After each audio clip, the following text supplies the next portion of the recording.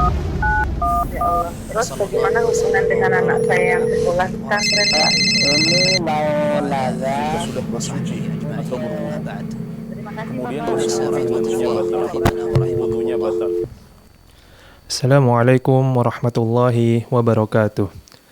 Alhamdulillah, salatu wassalamu ala rasulillah wa ala alihi wa sahbihi wa mawalah wa la hawla wa la quwata illa billah amma ba'd.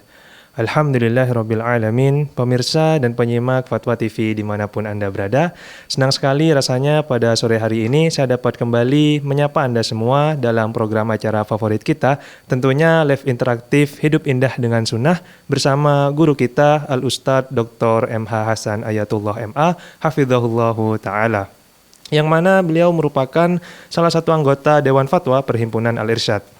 Salawat serta salam tak lupa kita curah limpahkan kepada Nabi kita, Nabi Muhammad Sallallahu Alaihi Wasallam, dan juga kepada keluarganya, kepada sahabat-sahabatnya, dan orang-orang yang mengikuti beliau dengan baik hingga hari kiamat.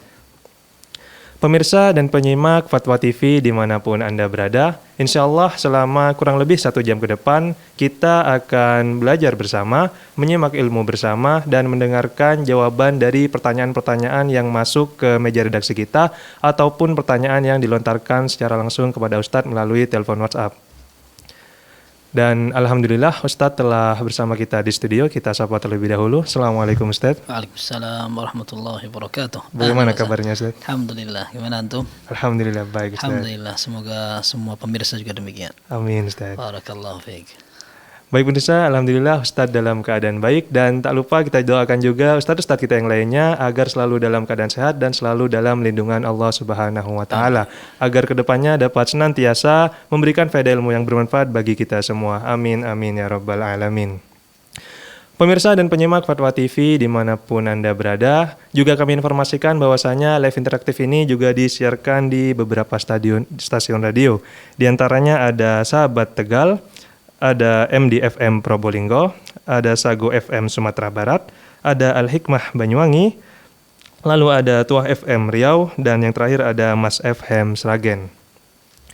Dan tak lupa kami juga mengajak pemirsa semua untuk bergabung bersama kami, berinteraksi langsung bersama Ustadz, bertanya melalui layanan interaktif kami di nomor WhatsApp 0821 706087. Sekali lagi di 0821 706087. Baik, berikutnya kita dengarkan nasihat pembuka terlebih dahulu dari Ustadz. Kepada Ustadz dipersilakan. Baik, jazakumullah khair. Bismillahirrahmanirrahim. Alhamdulillahirabbil alamin. Wa sallallahu wa sallama wa barak ala abdihi wa rasulihi nabiyina Muhammad wa ala alihi wa sahbihi ajma'in. Amma ba'd, kaum muslimin dan muslimat, pemirsa Fatwa TV rahimana wa rahimakumullah.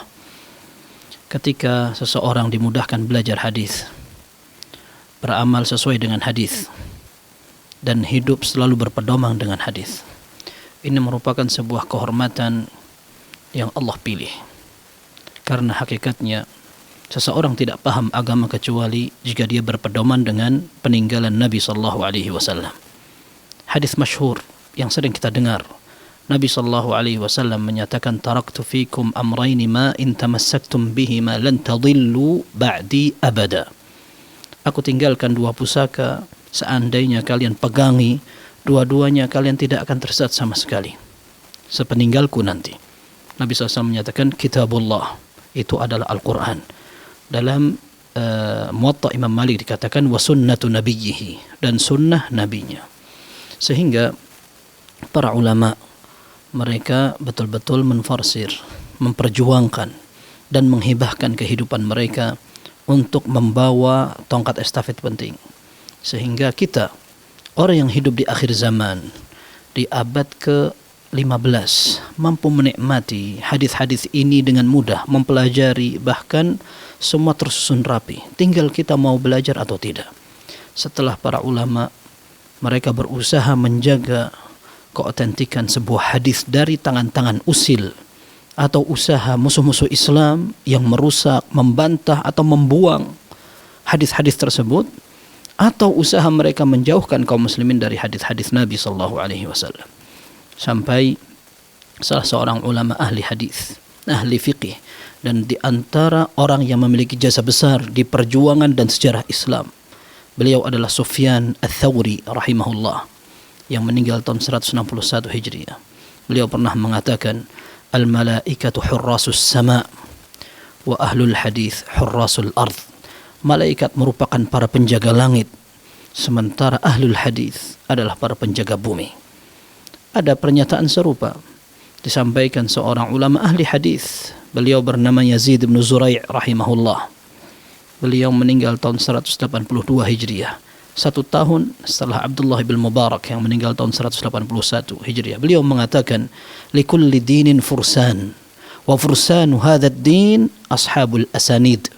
Beliau mengatakan setiap agama memiliki para pendekar, orang-orang yang menjadi penunggang kuda yang paling hebat. Dan penunggang kuda untuk agama ini adalah orang-orang yang meriwayatkan dengan sanad, yaitu ahlul hadis.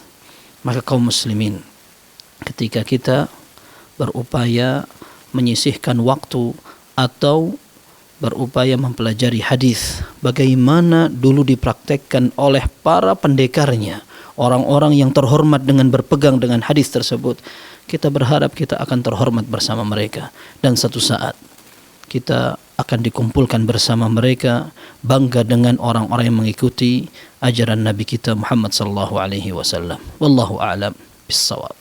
Jazakumullah khairan Ustaz atas nasihat singkatnya. Khair. Semoga dapat bermanfaat bagi kita semua.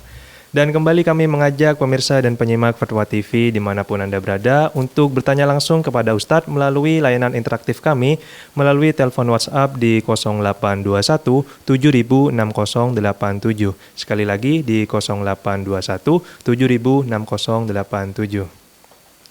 Baik Ustadz, untuk mempersingkat waktu kita langsung masuk ke sesi tanya jawab Ustadz. Baik. Kita mulai dengan pertanyaan dari website terlebih dahulu Ustadz.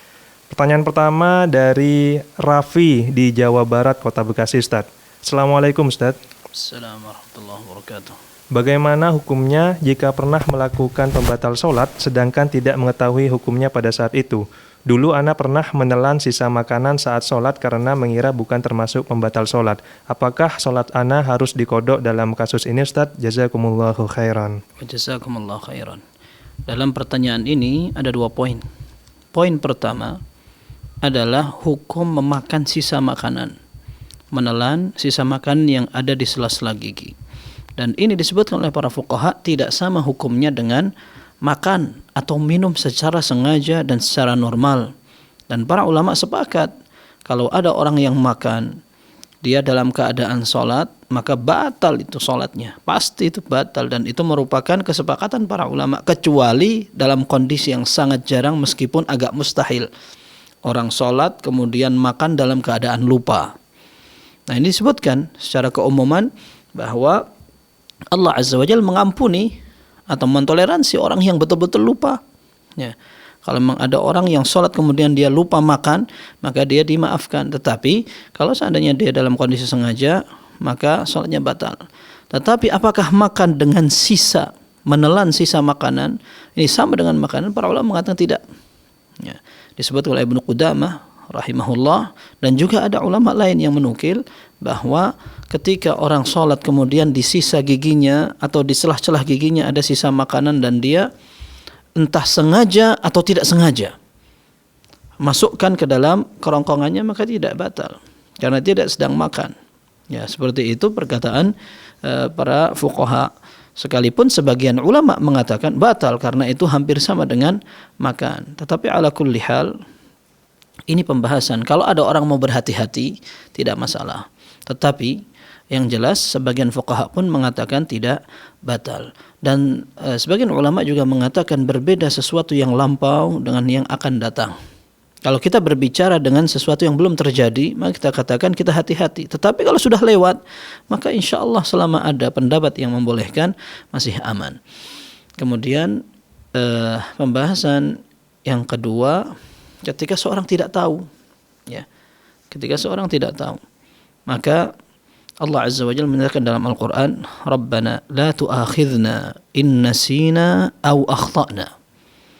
Ini dalam Al-Quran. Di ayat terakhir surat Al-Baqarah, Allah mengatakan di antara contoh doa orang yang beriman, dia mengatakan, Ya Rabb, jangan engkau hukum kami kalau kami lupa atau kami salah alias tidak tahu. Maka dalam sebuah hadis dikatakan ketika ada seorang hamba berdoa dengan itu, Allah mengatakan qad fa'altu. Iya, aku kerjakan dan aku setujui. Artinya ketika seorang melakukan kesalahan, maka dia tidak disalahkan karena dia tidak tahu. Ya. Dan ini ada hadis yang serupa dan semakna ketika Nabi SAW menyatakan ufiya an ummati al-khata'a wan nisyan wa mastukrihu alaihi. Umatku ditoleransi, dimaafkan terhadap hal-hal yang mereka terpaksa lupa atau tidak tahu. Seperti itu. Sehingga wallahu alam apa yang dia tanya atau yang disampaikan oleh penanya tadi tidak masalah insyaallah. Barakallahu fiik. Jazakumullah khairan Ustaz. Semoga dapat menjawab pertanyaan dari Raffi di Bekasi. Baik Ustaz, sudah ada penelpon yang masuk dari Ummu Zubair di Banten. Kita sapa terlebih dahulu. Halo Studio Fatwa TV. Halo, Assalamualaikum warahmatullahi wabarakatuh. Assalamualaikum warahmatullahi wabarakatuh. Baik Ibu, pertanyaannya. Assalamualaikum. Ilaik. Ustadz, mohon izin bertanya. Ana ibu rumah tangga, anak 2, di bawah 5 tahun dua-duanya. Nah, kalau misalnya Ana udah capek sekali ngurusin rumah tangga sama anak-anak yang riweuh lah apa gitu kan. Kalau misalnya Ana sholatnya duduk gitu, karena udah capek banget, karena kakinya tuh sampai lemes gitu Ustadz. Kalau mau bangun dari sujud ke berdiri tuh kayaknya suka lemes gitu, kayak gemeter nggak kuat gitu. Itu boleh nggak sih Ustadz kita sholat sambil duduk gitu? Karena kecapean itu uzurnya. Sama ini Ustadz, hukum buang minyak jelantah ke wastafel. Nah, ibu-ibu kan kadang suka di wastafel gitu buangnya, itu boleh nggak ya Ustadz? Takutnya merusak lingkungan atau enggak gitu. Gitu aja, jazakumullah khairan, barakallahu fikum. Baik, jazakumullah khairan wa baraka fikum. Mudah-mudahan ini menjadi sebuah investasi akhirat. Seorang membesarkan anak itu bukan sekedar sebuah aktivitas, rutinitas dan tugas, akan tetapi itu ibadah. Ya, apalagi jika anaknya perempuan lalu dia sabar untuk mengarahkan mereka sampai besar, maka mereka akan menjadi penghalang dari api neraka. Kemudian anak-anak itu diharapkan mereka akan menjadi anak soleh yang selalu mendoakan. Kemudian apa yang diajarkan kepada anak kecil kemudian diamalkan akan ngalir terus sebagai amal jariyah. Anak soleh ketika dia membaca Al-Fatihah diajari oleh orang tuanya dan dibaca dalam setiap hari 17 kali, kira-kira berapa pahala yang akan mengalir kepada orang tuanya. Maka ini diharapkan menjadi motivasi untuk orang tua yang memang mereka sedang melaksanakan amanah tersebut. Kalau seandainya kondisi yang disampaikan betul-betul realitanya seperti itu, insya Allah tidak mengapa. Ya, kalau memang capek sekali sampai lemas dan gemetaran begitu tidak apa-apa. Karena Nabi SAW menyatakan salli qa'iman fa illam tastati' fa qa'idan. Salatlah sambil berdiri, kalau seandainya tidak bisa maka sambil duduk. Fa illam tastati' fa 'ala jamb. Kalau tidak bisa lagi maka dengan berbaring. Itu kalau memang tidak mampu, meskipun konteksnya berkaitan dengan orang yang sakit. Tetapi kalau memang realitanya ada orang yang betul-betul capek parah, dia nggak bisa berdiri, mungkin jatuh, maka insya Allah tidak mengapa. Tetapi kalau seandainya bisa diatur ya waktunya ketika akan sholat, maka diupayakan capeknya itu tidak mengganggu sholat sempurnanya. Misalkan istirahat dulu seperti kita akan melakukan meeting atau rekreasi atau apa, dalam kondisi capek sekalipun kita akan atur waktunya biar ketika berangkat bisa tetap kita lakukan secara maksimal. Nah, kalau seandainya seperti itu bisa diupayakan afdal ya, merawat anak kemudian istirahat sebentar agar ketika sholat bisa melakukan secara sempurna, maka ini lebih utama. Apakah boleh membuang minyak jelantah ke tempat pembuangan dan penyaluran air? Kalau seandainya tadi disebutkan, kalau secara syariat wallahu alam tidak ada larangan selama itu tidak panas ya, karena sebagian ulama mengatakan bahwa saluran air merupakan tempat untuk berdiamnya beberapa kalangan jin, wallahu alam bissawab. Akan tapi seandainya pun itu benar lalu ada orang menyiramkan air panas atau minyak panas dan bisa menyakiti mereka, ini bukan masalah akidah, akan tetapi ini adalah realita. Ketika sebagian mereka tersakiti, mereka bisa membalas. Kisahnya banyak, kisah nyata. Ya, ada yang sampai keluarganya disakiti oleh jin karena rupanya ada satu dari keluarga jin yang rupanya terbunuh. Wallahu alam bisawab. Ini diceritakan di kota Madinah yang menyampaikan oleh Syekh Saleh As-Suhaimi hafizahullah taala. Tapi yang jelas kalau seandainya itu tidak panas, kemudian memang tidak menyumbat dan tidak mengganggu, maka insya Allah hukum asalnya mubah. Tetapi kalau memang tadi disebutkan mengotori atau menyumbat apalagi mengganggu lingkungan, ya jangan. Seperti itu. Masih banyak cara lain untuk membersihkan. Wallahu a'lam bishawab. Jazakumullah khairan Ustaz. Semoga dapat menjawab pertanyaan dari Ummu Zubair di Banten. Kembali ke pertanyaan dari website Ustaz. Ada pertanyaan dari Dendi Sadewo di Kota Depok, Jawa Barat. Assalamualaikum Ustaz. Assalamualaikum warahmatullahi wabarakatuh. Bismillah, apakah jika selesai buang hajat dan yakin sudah bersih dari najis, tetapi setelah itu cuci tangan dengan sabun, dengan keyakinan masih ada kuman, apakah membatalkan keyakinan sudah bersih dari najis, Ustaz? Jazakumullahu khairan. Jazakumullahu khairan. Ini justru wallahu a'lam, yang nampak dari pertanyaan ini adalah was-was. Was-was artinya keraguan-raguan. Dan dulu pernah kita sampaikan bahwa Syekh Sulaiman Ar-Ruhaili hafizahullah, beliau mengatakan masing-masing dari kita memiliki peluang itu.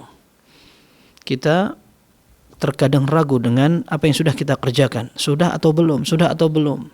Keraguan-raguan itu kalau seandainya kita perturutkan, kita akan diperbudak. Sehingga seperti yang disebutkan banyak ulama bahwa awal dari was-was adalah dari sisi taharah. Ketika seorang bersuci dari najisnya, kemudian ketika wudu, kemudian setelah itu dilanjutkan dengan salat, kemudian dengan berbagai aktivitas lain, bahkan wal'iyadzubillah sampai dalam masalah akidah. Sampai dalam masalah akidah orang tidak lagi yakin. Nah, ini bahaya. Maka cara satu-satunya untuk mematikan was-was itu dicuekin. Kalau tadi sudah yakin, kita sudah cuci betul, tidak perlu lagi ada rasa was-was lagi. Kalau memang dia mau mencuci dengan sabun, maka tidak mengapa, karena memang mencuci dengan sabun tujuannya untuk semakin bersih dan wangi. Tidak ada masalah. Itu tidak berarti dia masih merasa ada najis yang tersisa. Ya. Maka kalau tidak ada sabun, dia tetap harus membersihkan sampai bersih. Maka tanpa ada sabun pun sebenarnya pembersihan itu selesai dan sempurna. Tetapi sabun itu tidak berarti menjadikan yang sebelumnya tidak yakin. Dan ingat bahwa was-was itu perlu dihilangkan. Barakallahu fiik. Jazakumullah khairan Ustaz. Semoga dapat menjawab pertanyaan dari Dendi Sadewo di Kota Depok.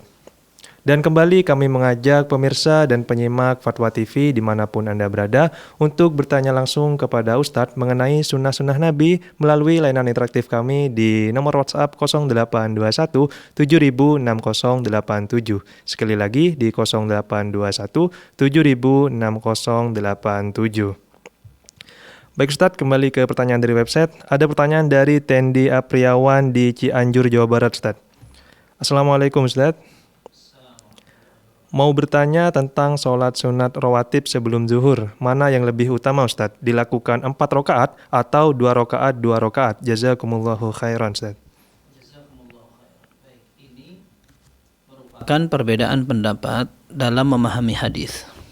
Memang ada sebuah riwayat dari Nabi SAW ketika menyebutkan tentang jumlah rakaat di sholat-sholat sunnah. Di antaranya misalkan sholat malam yang diriwayatkan oleh Aisyah radhiyallahu anha dalam Sahih Bukhari. Nabi SAW kata salat malam beliau disifati yusalli arba'an fala tasal an husnihinna wa tulihin thumma yusalli arba'an fala tasal an husnihinna wa tulihin thumma yusalli thalatha. Nabi SAW salat 4 rakaat. Jangan kamu tanya bagaimana panjang dan bagusnya. Kemudian beliau salat 4 rakaat dan jangan kamu tanya tentang bagus dan panjangnya. Kemudian beliau witir 3 rakaat. Kemudian dalam beberapa riwayat tentang sholat sunnah rawatib yang dilakukan mengiringi sholat fardu, Nabi SAW menyatakan man hafadha ala 4 raka'atin qabla adh-dhuhri wa 4 ba'daha harramahullahu alaihi an-nar. Barang siapa ini dalam hadis Ummi Salamah dengan sanad yang sahih, Nabi sallallahu alaihi wasallam menyatakan barang siapa yang memelihara, menjaga rutinitasnya salat 4 rakaat sebelum zuhur dan salat 4 rakaat setelah zuhur, itu salat sunnah semuanya, maka Allah akan haramkan dia dari api neraka. Nah, apakah 4 rakaat ini merupakan 1 kali salam atau 2 kali salam seperti yang sering kita lihat? Nah, sebagian ulama mengatakan apa adanya. Apa adanya 4 rakaat ini ya sudah berarti sekali salam. Dan ini yang diriwayatkan oleh Abdullah bin Umar radhiyallahu anhuma. Ketika Abdullah bin Umar radhiyallahu anhuma meriwayatkan hadis tentang salat malam, sahabat bertanya kepada Nabi sallallahu alaihi wasallam. Ini yang meriwayatkan Abdullah bin Umar, ada seorang bertanya kepada Nabi sallallahu alaihi wasallam tentang salat malam itu bagaimana. Maka Nabi sallallahu alaihi wasallam menyatakan salatul laili mathna mathna. Salat malam itu 2 rakaat, 2 rakaat. Ada beberapa riwayat ini dalam Sahih Bukhari dan Muslim. Ada riwayat lain di luar Sahih Bukhari dan Muslim. Ada tambahannya salatul laili wan nahari mathna mathna. Salat siang dan salat malam sama, 2 rakaat 2 rakaat. Kalaupun 4 rakaat berarti 2 kali salam. Ya, seperti itu maksudnya.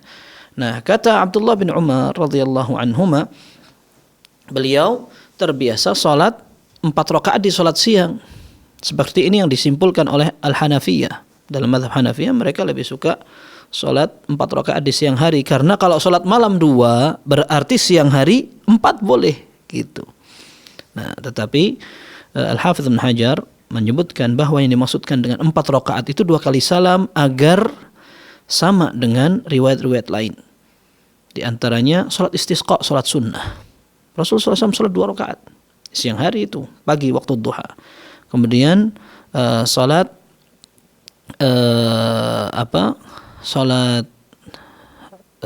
duha, ya, salat duha ketika beliau Fathu Makkah. Beliau salat 8 rakaat, akan tapi salatnya 2 rakaat 2 rakaat. Ya.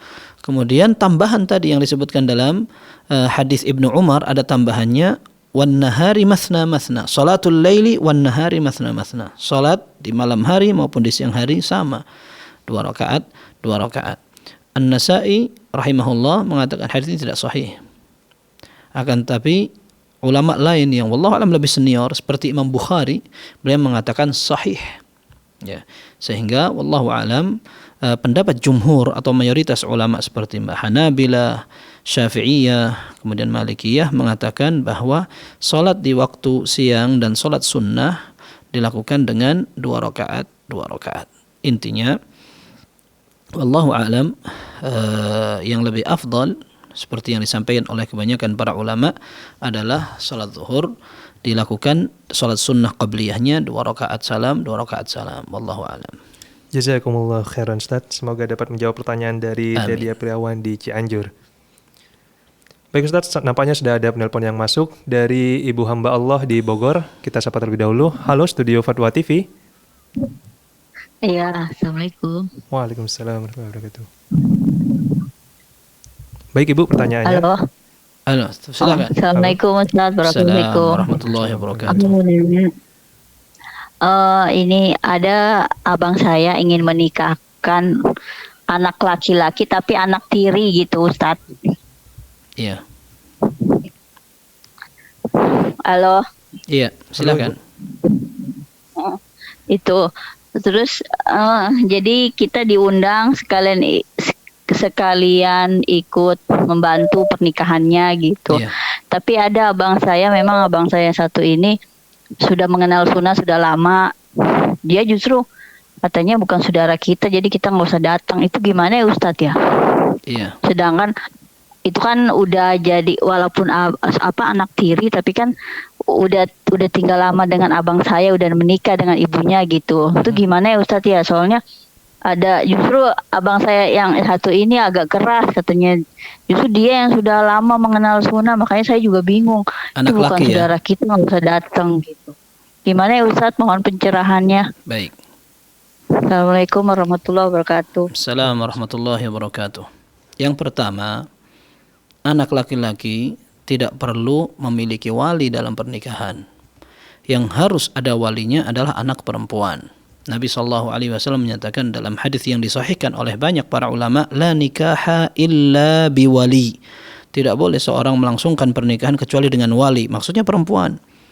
Ya, maka di dalam Al-Quran Allah Azza wa Jal mengajak bicara kaum laki-laki langsung sebagai seorang calon mempelai laki dan calon pelamar perempuan.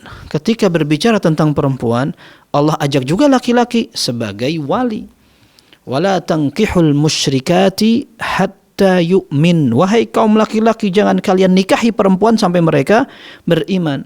Tetapi dalam kalimat setelahnya Allah mengatakan wala tunkihul musyrikina hatta yu'minu.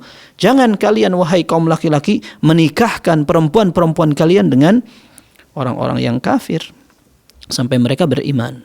Sehingga yang perlu diwalikan adalah seorang anak perempuan, bukan anak laki-laki. Kalau anak laki-laki dia bisa menikah sendiri. Kalaupun dia berangkat sendirian, ini kita tidak berbicara tentang sopan santun, adab, kelayakan dan semacamnya. Tetapi dalam secara syariat kita berbicara, orang laki-laki boleh datang sendirian, kemudian melamar dan menikah, dan dia terima nikahnya dan seterusnya, tidak apa-apa. Tidak harus pakai wali. Kemudian anak tiri ini tidak boleh dinikahkan oleh ayah tiri. Kalaupun ini perempuan ya. Karena ayah tiri bukan wali dari anak perempuan tiri. Ya. Ini istilahnya rabibah di dalam pembahasan fikih itu namanya rabibah, dan dalam Al-Qur'an dikatakan warabaibukum allati fi hujurikum min nisaikum allati dakhaltum bihin. Mereka mahram laki-laki. Perempuan atau anak tiri perempuan ini adalah mahram laki-laki ketika anak-anak itu di bawah asuhan orang-orang tirinya, orang-orang tua tirinya atau bapaknya, bapak tirinya. Karena bapak tirinya telah menikahi ibu-ibu mereka, sehingga mereka memang di bawah asuhan bapak tiri, tetapi bapak tiri tidak berhak menjadi tidak menjadi walinya. Yang menjadi walinya adalah ayah aslinya. Kalau ayah aslinya tidak ada, maka pamannya, paman dari ayah. Seperti itu. Kalau tidak ada, maka kakeknya dan orang-orang yang paling dekat nasabnya dengan perempuan itu. Adapun yang ditanyakan tadi, karena bukan saudara maka tidak perlu datang. Maka sebenarnya hadir untuk sebuah undangan pernikahan ini tidak harus saudara. Karena menghadiri pernikahan apalagi ada undangan khusus, ini wajib dihadiri menurut sebagian ulama. Mayoritas ulama mengatakan memang sunnah. Tetapi wallahu alam, pendapat yang mengatakan wajib hadir selama tidak ada hal-hal yang membuat kita tidak wajib. Contohnya di sana ada kemungkaran. Kalau di sana ada kemungkaran maka boleh kita tidak hadir. Seperti di sana ada musiknya, ada campur laki dan perempuannya, ada kemungkaran-kemungkaran lain. Nah, kita tidak apa-apa tidak hadir. Tetapi kalau tidak ada, hukum asalnya Nabi sallallahu alaihi wasallam menyatakan syarrut ta'ami ta'amul walimah. Yumna'uha man ya'tiha wa yud'a ilaiha man yud'a ilaihi man ya'baha. Makanan yang paling jelek adalah makanan walimah. Kenapa demikian? Karena yang datang justru orang-orang yang seringkali jauh diundang.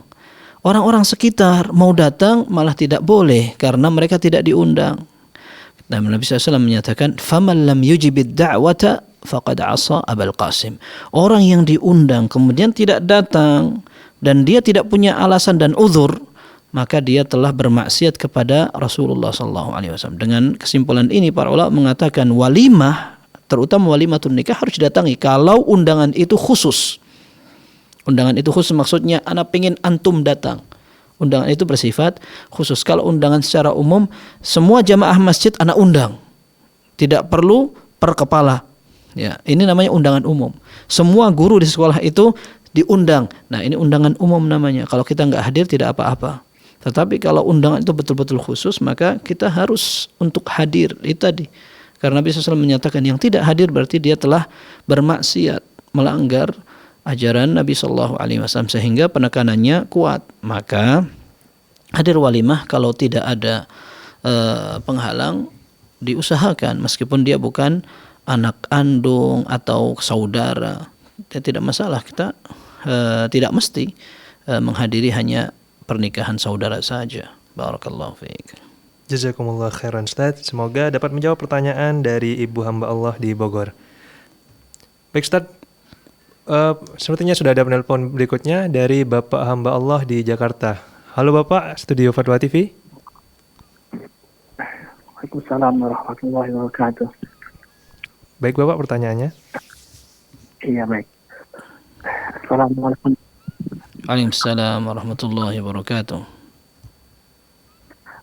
Ingin bertanya Pak Ustaz. Teman saya punya utang sama saya 1 juta. Lalu lama banget Pak Ustaz nggak dibayar-bayarnya sampai hampir 1 tahun, ya kan? Jadi sekian lama itu saya melepaskan ya Pak Ustaz, melepaskan utang dia itu. Kenapa? Jadi saya lepaskan utang dia itu. Dilipatkan? Saya Dilupat? lepaskan dia. Oh, lepaskan. Baik. Udah sekian lama gitu, saya telepon kontak aktif kan Pak Ustaz kan. Tiba-tiba dia datang Pak Ustaz, kasih uang itu 1 juta itu. Jadi uangnya gimana Pak Ustaz? Atau saya kembalikan lagi sama dia kan? Karena saya Antum sudah beritahu? itu. Antum sudah beritahu kalau itu sudah diikhlaskan? Belum? Enggak tanpa pengetahuan dia. Oh, iya. Baik. Itu aja Pak Ustaz. Assalamualaikum. Baik. Baik. Tidak apa-apa. Kalau seandainya antum pengen mensedekahkan, maka yang pertama niat antum sudah ada pahalanya itu. Niat antum pertama dengan mengatakan saya sudah niat mau ikhlaskan, insya Allah dapat pahala. Yang kedua, kalau antum pengen sempurnakan, antum boleh untuk mengatakan ana sudah ikhlaskan, nggak usah antum manfaatkan, insya Allah dia akan bahagia sekali itu, begitu. Tetapi kalau seandainya antum ambil uang itu juga tidak mengapa, ya, karena memang antum belum memberitahukan ke dia seperti itu. Wallahu alam. Kalaupun seandainya antum mengatakan kepada dia, ana pengen ngasih antum, artinya utang itu akan ikhlaskan. Itu seandainya antum ngomong sama dia, kemudian nggak jadi gitu. Itu tidak apa-apa juga, karena memang uang itu belum antum berikan. Berbeda dengan kalau antum sudah kasih barangnya atau kasih uangnya, ana kasih antum ini. Setelah di tangan dia antum minta lagi, jangan ana nggak jadi. Ini baru masalah. Ini baru masalah. Tetapi kalau ada orang mengatakan saya pengen ngasih antum ini, nggak jadi nah itu nggak masalah, masih berbeda dengan yang orang sudah kasih barang kemudian diminta kembali. Apalagi antum tadi yang antum ceritakan, antum belum beritahu dia, kemudian antum terima uangnya, tidak apa-apa, insyaallah tidak apa-apa. Barakallahu fiik. Jazakumullah khairan Ustaz. Semoga dapat menjawab pertanyaan dari Bapak hamba Allah di Jakarta. Baik Ustaz, sudah ada penelpon berikutnya dari Ibu Krisnawati di Bekasi. Halo Studio Fatwa TV. Assalamualaikum warahmatullahi wabarakatuh. Assalamualaikum warahmatullahi wabarakatuh. Ustadz, saya mau bertanya, kalau kita mau menjamak qashar sholat, kita masuk masjid, apakah kita sholat tahiyatul masjid dulu juga apa enggak Ustadz? Gimana? Terus satu lagi Ustadz ini, kalau kita masuk masjid, dikirain saya itu udah sholat subuh, ternyata belum sholat subuh. Saya sholat subuh terus sendiri. Terus setelah itu kok sholat jamaah. Terus apa yang saya harus lakukan? Saya ikut sholat sama mereka dengan niat sholat sunnah atau bagaimana? Tapi kan ada satu hadis, kalau kita setelah mengerjakan sholat subuh tidak ada sholat lagi. Itu bagaimana keiniannya Ustaz? Tadi pertanyaan untuk saya itu. Iya, pertanyaan yang pertama tadi, kalau mau jamak qashar gimana? Ya Ustaz. Tadi yang pertama, pertanyaan sebelumnya. Ya. Mau jamak qashar tapi gimana? Ya, Ustaz. Halo? Pertanyaan pertama tolong. Gitu. Kalau kita masuk masjid, kita mau menjamak qashar sholat, apakah kita nggak usah sholat tahiyatul masjid? Oh, baik. Khairan insyaallah. Itu yang pertama. Iya. Ya, terus yang kedua Ustaz udah tahu Ustaz pertanyaannya. Udah. Terus gini Ustaz, kalau kita mau pergi nih, kita memberi salam kepada orang, assalamualaikum, terus dijawab dengan waalaikumsalam, terus ditambahin fi amanillah, apakah itu benar Ustaz? Iya, baik. Itu aja Ustadz. Ya. Iya. Pertanyaan pertama, ketika seorang akan menjamak qashar dan masuk masjid, apakah kita dianjurkan juga untuk tahiyatul masjid? Tahiyatul masjid tujuannya adalah untuk melaksanakan ibadah sebelum kita duduk. Ibadah apa saja. Kalau kita masuk ketika sholat zuhur dilaksanakan, maka itu sudah menggugurkan perintah sholat tahiyatul masjid. Demikian pula ketika kita masuk, ini bersama rombongan pribadi misalkan, kita masuk, orang sudah selesai semua sholat zuhur asar. Atau kita datang misalkan ke masjid di tengah jalan yang waktunya juga sudah lewat sholat zuhur. Lalu kita bersama rombongan misalkan bertiga atau berempat akan melaksanakan sholat zuhur dan asar. Lalu kita masuk untuk langsung sholat atau mungkin wudhu dulu kemudian langsung sholat zuhur dan asar 2 rakaat. Tidak apa-apa dan itu sudah mewakili sholat tahiyatul masjid. Akan tetapi jika seandainya kita masuk masjid kemudian kita pengen nunggu dulu. Ana mau nunggu sholatnya imam dikomatin. Karena kita mampir ke masjid, kita mau jamak. Menggabungkan antara zuhur dan asar. Lalu ternyata di situ sholat zuhurnya belum dilaksanakan, maka kita tunggu itu sholat zuhurnya bareng imam. Sambil nunggu kita tahiyatul masjid, maka ini juga benar. Ya, kita sambil nunggu sebelum duduk kita sholat tahiyatul masjid. Meskipun nanti kita akan jamak sholat kita, tidak apa-apa. Seperti itu. Wallahu a'lam bissawab. Kemudian pertanyaan kedua untuk orang yang mau sholat subuh. Masuk masjid, sholat subuh, ternyata sholat jamaahnya belum dilaksanakan. Akhirnya mereka sholat. Maka yang disyariatkan adalah kita sholat lagi bersama imam. Kalau kita tidak langsung berangkat. Kalau kita mau duduk dulu di situ, maka tidak pantas kita duduk sementara di depan kita ada orang sholat. Dan pernah kejadian serupa di sholat subuh pula. Dalam hadis yang sahih, Nabi SAW sholat subuh bersama para sahabat di Masjidil Khaif di Mina. Ada 2 orang, mereka duduk di pojokan masjid, tidak ikut sholat berjamaah. Maka Nabi SAW panggil 2 orang itu, sampai ketakutan orang itu. Dalam riwayat disebutkan tar'adu faraisuhuma, sampai gemetaran itu dipanggil Nabi SAW, ada apa? Lalu ditanya oleh Nabi SAW, ma mana'akuma an tusalliya ma'ana? Apa yang menghalangi kamu untuk sholat bersama kami? Qala ya Rasulullah qad sallayna fi rihalina. Kita sudah sholat tadi di perjalanan. Maka Nabi SAW menyatakan, la taf'ala, jangan kamu ulangi lagi. Idza sallaitum fi rihalikum thumma adraktumul imama lam yusalli falyusalliya ma'ahu fa innaha lahum nafilah. Apabila ada salah seorang di antara kalian sudah sholat di perjalanan, kemudian datang di masjid, ternyata imam belum sholat, maka sholat lagi sama beliau. Dan itu akan menjadi pahala sunnah. Seperti itu. Kalau kita duduk aja ini salah. Kecuali kalau kita terus keluar. Kita keluar, kita lanjutkan perjalanan, tidak apa-apa karena kita toh sudah sholat dan tidak ada kewajiban kita sholat berjamaah karena kita musafir. Seperti itu. Kemudian pertanyaan ketiga, kita mengucapkan salam dan dijawab waalaikumsalam fi amanillah. Tidak apa-apa. Itu bukan jawaban pengganti warahmatullahi wabarakatuh, bukan. Jadi jawab dia untuk salam kita itu waalaikumsalamnya. Kemudian fi amanillah itu doa. Semoga Allah Azza wa Jalla menjaga keselamatan Anda ketika akan perjalanan. Seperti itu. Tidak apa-apa. Barakallahu fiik. Jazakumullah khairan Ustaz. Semoga dapat menjawab pertanyaan dari Ibu Krisnawati di Bekasi. Baik Ustaz, telepon berikutnya ada Ibu Yanti di Sumatera Barat. Halo Studio Fatwa TV. Assalamualaikum. Waalaikumsalam warahmatullahi wabarakatuh. Mau bertanya Ustadz, jika sedang diopname di rumah sakit, apakah boleh tayamum di atas ranjang rumah sakit tanpa mencari debu di luar Ustadz? Jazakallah khair. Assalamualaikum warahmatullahi wabarakatuh. Waalaikumsalam warahmatullahi wabarakatuh. Kalau seandainya mudah-mudahan kaum Allah Azza wa Jal menjadikan penyakit seluruh kaum muslimin kafarah, pengugur dosa, kemudian Allah kasih kesembuhan dengan segera. Orang yang opnam di rumah sakit dan dia masih mampu untuk menggunakan air, maka dianjurkan dia untuk tetap menggunakan air selama dia masih mampu. bisa dengan nyuruh orang mempersiapkan, meskipun air itu tidak harus banyak, ya. Cukup ini semua anggota wudu terbasahi, cukup itu. Ya, tidak harus sampai basah semua, tidak harus. Kecuali kalau seandainya sini ada kabel atau badan tidak bisa dikenain air nanti tambah demam atau sakit. Nah, ini urusan lain, maka boleh dia menggunakan debu untuk tayamum.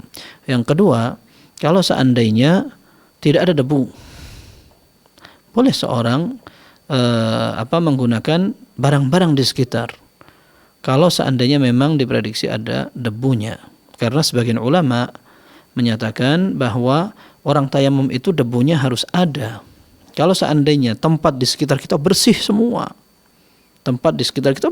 maka kita pakai apa tayamumnya, seperti itu. Tetapi kalau seandainya ada debunya di sekitar, tidak apa-apa. Mau dibantal misalkan, kemudian ada di meja atau di kursi atau bahkan di ranjangnya ditekani ternyata ada debunya, meskipun debunya tidak banyak, ya. Karena memang tidak harus banyak dan tidak harus berubah warna tangan kita karena ada debu gitu. Tidak harus seperti itu. Tapi kalau seandainya sudah ada debunya, maka kita usapkan, insya Allah tidak mengapa. Tapi kalau bersih sekali, ya mending untuk hati-hati cari barang yang memang kelihatan ada debunya, seperti itu. Wallahu a'lam bishawab.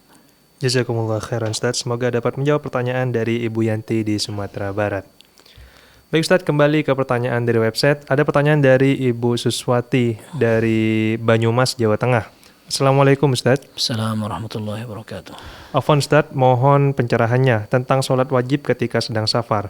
Saya sedang safar dan akan berada di Jakarta kurang lebih 2 pekan. Yang ingin saya ketahui, berapa harikah batas maksimal saya bisa menjamak dan mengqashar sholat wajib? Dan apakah kita tetap melakukan sholat rawatib, qobla dan ba'diyah sebagaimana yang bisa kita kerjakan? Syukron Ustaz, jazakumullahu khairan. Jazakumullahu khairan. Ada 2 permasalahan ini. Yang pertama adalah ketika orang menjamak atau menggabungkan 2 sholat dan mengqashar, meringkas sholat yang 4 menjadi 2 rakaat. Apakah dia perlu sholat sunnah?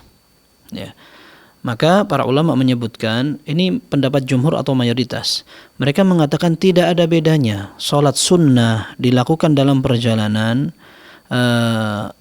entah itu qabliyah sebelum sholat fardu atau ba'diyah setelahnya. Apakah dia sedang safar atau dia sedang berdomisili tidak safar. Para ulama mayoritas mengatakan tetap disyariatkan. Di antara contohnya, Nabi SAW di Fathu Makkah, penaklukan kota Makkah, beliau sholat duha. Kemudian riwayat banyak sekali menunjukkan Nabi SAW sampai di atas kendaraan pun beliau sholat sunnah. Kemudian ketika Nabi SAW pulang dari pertempuran, akhirnya beliau ketiduran dengan semua pasukan, bangun kelewatan sholat subuh sampai matahari betul-betul sudah panas. Ternyata beliau tetap sholat 2 rakaat sebelum sholat subuh, baru setelah itu beliau sholat subuh. Nah, meskipun sudah lewat itu, tetapi ternyata beliau tidak meninggalkan sholat qabliyah atau sebelum sholat subuh. Begitu. Bahkan dalam riwayat Muslim disebutkan, "Thumma yasna'u kulla syai'in kana yaf'aluhu fi salatihi." Dan Nabi SAW tetap menjaga semua rutinitas yang beliau jaga biasanya. Begitu. Ini pendapat jumhur, pendapat mayoritas ulama. Sebagian ulama mengatakan bahwa kalau kita menjamak atau mengqashar maksudnya, meringkas salat yang 4 menjadi 2, maka enggak perlu lagi kita melakukan salat sunnah 2 rakaat. Ini pendapat yang dikenal dari Abdullah bin Umar radhiyallahu anhuma. Seperti diceritakan oleh salah seorang muridnya namanya Hafiz ibn Asim. Beliau satu saat mengatakan, kami safar bersama Abdullah bin Umar. Fasalla lana salat adh-dhuhr. Maka kami salat bersama beliau, salat zuhur. Kemudian thumma aqbala wa aqbalna ma'ah. Maka kita pun mulai beranjak dari tempat salat itu hatta ataina rahlahu. Sampai kita di tempat beliau istirahat. Fahanat lahu iltifatatun haitsu shalla. Nah, maka beliau ngelirik ke tempat salat yang tadi. Setelah beliau sampai di tempat yang berbeda, beliau ngelirik ke tempat salat yang tadi. Maka beliau melihat ada orang-orang salat. Maka beliau bertanya, "Ma yasna'u haula?" Mereka lagi ngapain?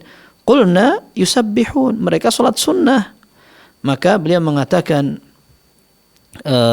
kata Abdullah bin Umar radhiyallahu anhuma, "Lau atmamtu salat, lau qassartu la atmam, lau tanaffaltu la atmamtu salati."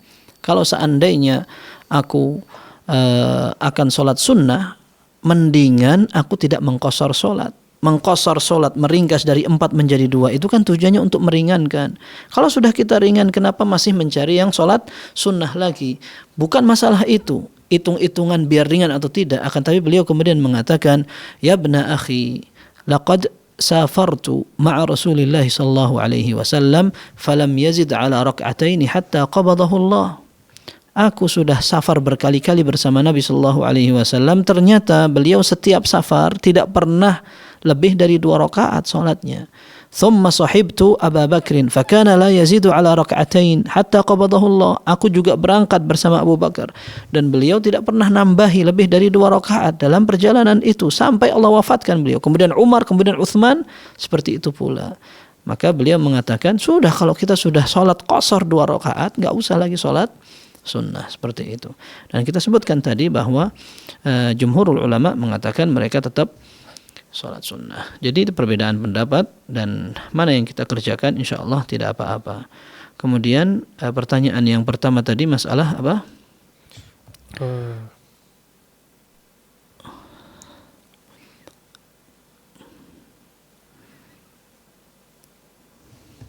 Sudah itu aja tadi Ustaz, pertanyaannya Ustaz. Ada 2 pertanyaan, 2 sisi tadi.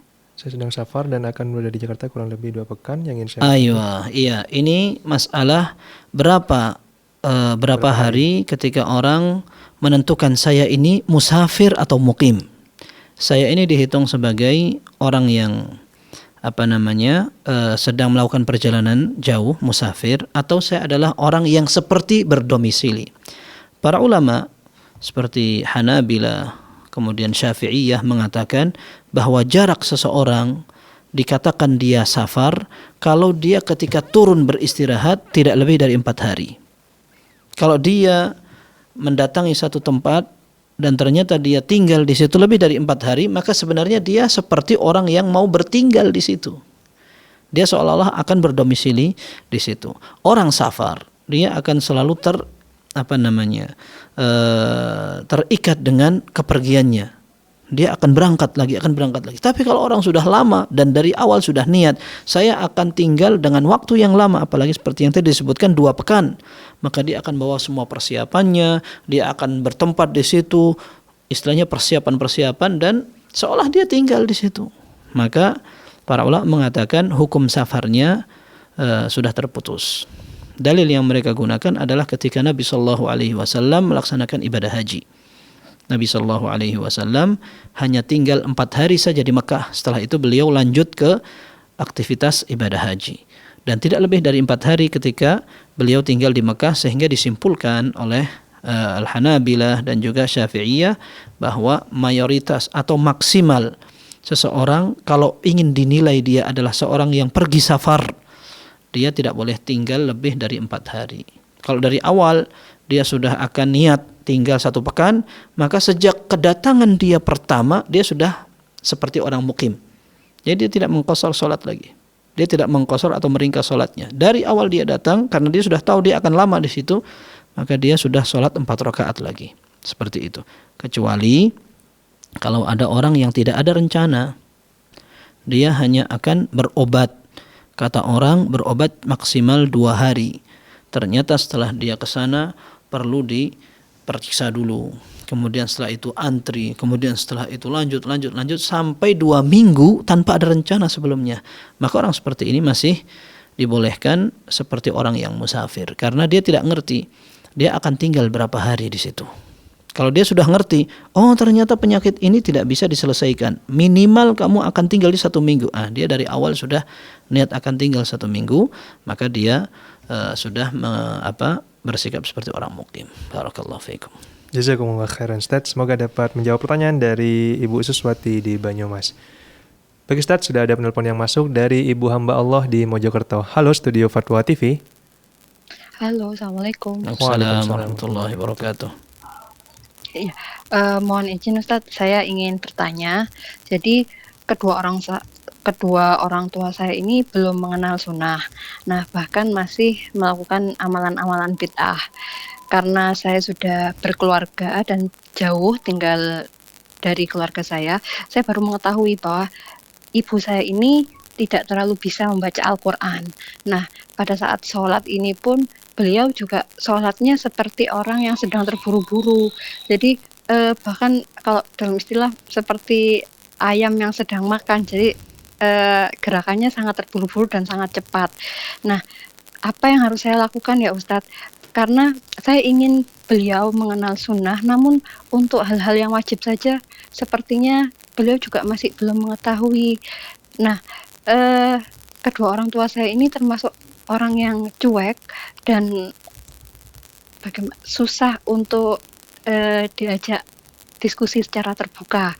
Nah, sedangkan ayah saya sendiri mengetahui ibu saya beribadah seperti itu, ayah saya terlihat membiarkan dan tidak ada niatan untuk menasehati gitu.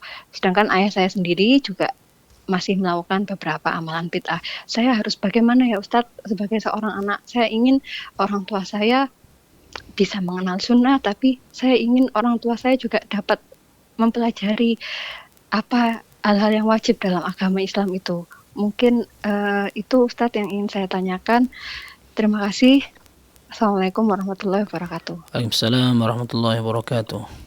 Ya, sebelumnya kita doakan semoga Anda diberi keistiqomahan oleh Allah Azza wa Jal, semakin dimantapkan langkah dan ilmu agamanya sehingga semakin bisa menerapkan agama ini sesuai sunnah.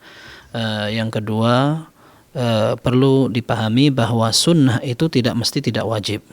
Ya, jadi pengertian tentang sunnah ini bukan yang dilakukan mendapat pahala, kalau ditinggalkan tidak berdosa. Itu adalah sunnah menurut definisi fikih. Adapun sunnah yang disebutkan di dalam dalil maksudnya adalah Islam secara keseluruhan, mencakup ibadah yang wajib. Ini juga sunnah. Maka Nabi SAW pernah mengatakan an-nikahu sunnati faman raghiba an sunnati falaysa minni. Nikah adalah sunnahku, yang siapa yang tidak suka dengan sunnahku maka dia tidak termasuk dari golonganku. Itu maksudnya sunnah secara umum, yaitu ajaran Islam. Masuk di dalamnya hal-hal yang wajib seperti salat. Nabi SAW menyatakan sallu kama ra'aitumuni usalli. Ya, kalian salatlah seperti kalian melihat aku salat. Maka salat sesuai sunnah begini, itu maksudnya. Kemudian yang ketiga, ketika ada keluarga yang masih memiliki kekeliruan, maka kita perlu berlapang dada dan bersabar untuk menyampaikan. Toh kita dulu seperti itu. Kalau bukan karena hidayah dari Allah, kita mungkin sama dengan mereka. Sehingga ketika akan menyampaikan, perlu dengan sebijak mungkin. Apalagi orang tua. Maka harus disertai dengan kesabaran, kelembutan, dan seterusnya. Masalah cuek tidak, itu tergantung Allah. Ada orang tidak cuek juga. Kalau Allah belum kasih hidayah, tidak bisa dapat. Begitu. Maka kita jangan lupa berdoa kepada Allah Subhanahu wa taala agar paling tidak semua ritual ibadah yang wajib itu bisa dilakukan dengan benar. Kemudian masalah salat, tidak perlu ibu harus sesuai sunnah, tidak perlu seperti itu. Akan tetapi ditegur saja bahwa salat yang benar itu adalah salat yang tidak tergesa-gesa, tidak perlu panjang, tidak ada banyak yang dibaca, tetapi tumakninah, tenang, seperti itu. Dan dicontohkan tidak apa-apa. Orang tua yang laki juga seperti itu, ayah, kemudian ibu juga sama. Jadi salat yang benar itu bukan karena kita seperti orang banyak atau ikut dengan mayoritas atau kebiasaan dari kecil atau seterusnya, tetapi salat itu harus tumakninah karena Nabi SAW mengajari seperti itu dan seterusnya. Sehingga ya pelan-pelan. Merintahkan salat aja memang harus sabar, apalagi ketika ada salat yang memang sudah kebiasaan dari dulu kayak begitu. Tetapi perlu diingatkan, ketika memang itu di luar kemampuan dan kapasitas kita, Allah tidak akan meminta pertanggungjawaban kepada kita. La yukallifullahu nafsan illa wus'aha. Sehingga ya diingatkan setiap bisa. Kemudian kalau setelah itu masih belum, maka tidak mengapa. Jangan bosan untuk selalu mengingatkan. Mudah-mudahan Allah kasih semuanya yang terbaik. Barakallahu fikum. Jazakumullah khairan Ustaz. Semoga dapat menjawab pertanyaan dari Ibu hamba Allah di Mojokerto. Baik Ustaz, pertanyaan tadi adalah pertanyaan terakhir dan sekaligus menjadi pertanyaan penutup pada kesempatan kali ini Ustaz. Terima kasih atas ilmu dan waktunya. Semoga di lain kesempatan kita dapat kembali menyapa para pemirsa dimanapun berada. Amin. Baik pemirsa dan penyimak Fatwa TV dimanapun Anda berada, demikian perjumpaan kita pada kesempatan kali ini. Kami mohon maaf bagi Anda yang belum sempat kami bacakan pertanyaannya. Namun Anda dapat terus mengikuti live interaktif ini mulai dari hari Senin sampai dengan hari Jumat. Dan bagi Anda yang ingin mengetahui informasi seputar Fatwa TV, Anda dapat mengunjungi website kami di www.fatwatv.id. Dan kemudian bagi Anda yang ingin mengupdate pertanyaan, Anda dapat mengunjungi website www.dewanfatwa.com tanya jawab. Dan kami juga mengajak kaum muslimin dimanapun Anda berada untuk bergabung bersama kami berta'awun dalam syiar dakwah Islam melalui rekening aktif yang dapat Anda saksikan di layar kaca Anda semua. Baik, akhirnya semoga apa yang disampaikan oleh Ustaz dapat bermanfaat bagi kita semua. Kita tutup dengan doa kafaratul majelis. Subhanakallahumma wa bihamdika asyhadu an la ilaha illa anta astaghfiruka wa atubu ilaik. Tsumma assalamualaikum warahmatullahi wabarakatuh. Ya Allah. Terus bagaimana hubungan dengan anak saya yang sekolah pesantren, Pak? Ini mau nazar Sudah bersuci atau berwudu. Terima kasih, Kemudian Bapak. bersentuhan dengan